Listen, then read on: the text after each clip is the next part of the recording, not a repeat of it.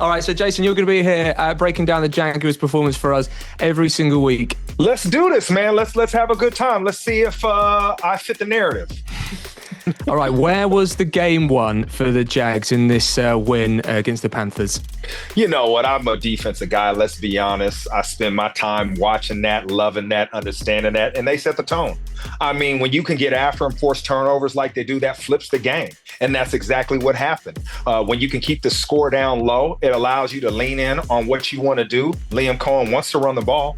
The running game looked diverse. You can keep it on the ground and make it easy for your quarterback when you do have to throw. So I think it started with the defense, keeping it tight and keeping it right, man. That is the key. And you got to protect Trevor Lawrence, which he was. You know, that was the whole thing. They talked about this offseason. Can you protect him? Play complementary football, special teams chipped in. And that's the key, man. You want to keep manageable down and distances, and you want to take the ball away. And they did that. Yeah, it sort of felt like all sides of the ball were really playing up to par for the first game of the season as well, J-Bell. And that's what you want to see when you have a new coach. Does it all fit? Does it feel right? Does it look right? Does it sound right? And it did. I love what they did on the ground. I love the diverse running game. And that's exactly what we expected from Liam Cohen, because that's what he did at his previous employer. All right, so who was the star of the show? I mean, you got to give it to Travis Etienne. I mean, you got to. You got to give it to him. 71-yard scamper. You know what I'm saying? He looked fresh leg. You know, I like to look at how fast they run. And he ran over 20 miles an hour, and that lets me know he has juice in his leg.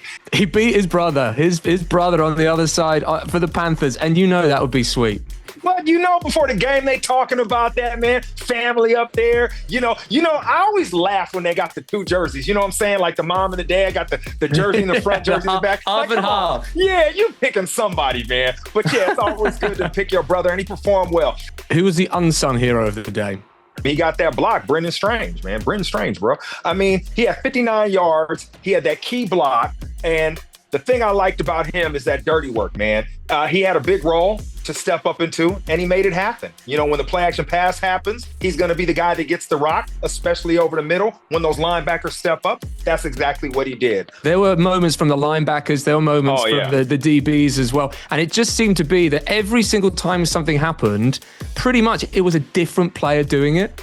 I mean, Foye came through, right? Yeah. I mean, 2 big turnovers, man. And you expected out of him big time leader, but you're absolutely right. It was a team effort.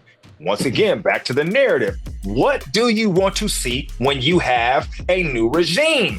Team football. Everybody going out there, complimenting each other, coming out with the win. Let's move on to week 2. What needs to get better?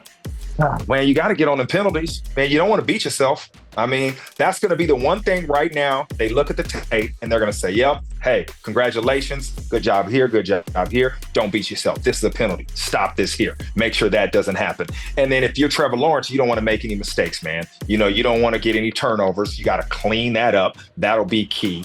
And just making sure, you know, you're healthy going into next week. You know, that's what you always need to focus on. But these are ways you beat yourself. Turnovers and penalties. Focus on that. How do the Jags beat the Bengals? They got to replicate the pressure that they got this week. You know you have to disrupt Joe Burrow. That's the key. Put bodies around him. Make him feel uncomfortable in the pocket. That's the key. And then on offense, you got to continue to stay balanced. What I mean, run, pass, balance. Even if you're not successful in your runs, you need to make sure you're running. So then you make it easy with a play action pass and things like that. And also the clock is running because you do not want to give Joe Burrow a ton of opportunities on offense. When you play a great quarterback, you have to play keep away. That is the key. When we played against Peyton Manning, that was always our agenda. Make him have less possessions. And when they do possess the ball, you got to force a turnover. If you can get the ball back for your offense like they did this week, we understand you only have so many possessions. People that win the turnover margin usually win. So try to do that. But there is an opportunity here to get the Bengals before they're in their flow, like they usually get into. Yeah, without a doubt. And they're talking about that. These are things that coaches are discussing, right? We know who they are when they start. So let's take advantage of them now.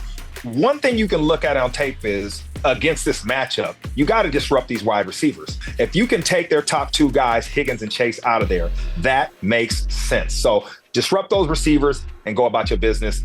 That pass rush needs to eat, though.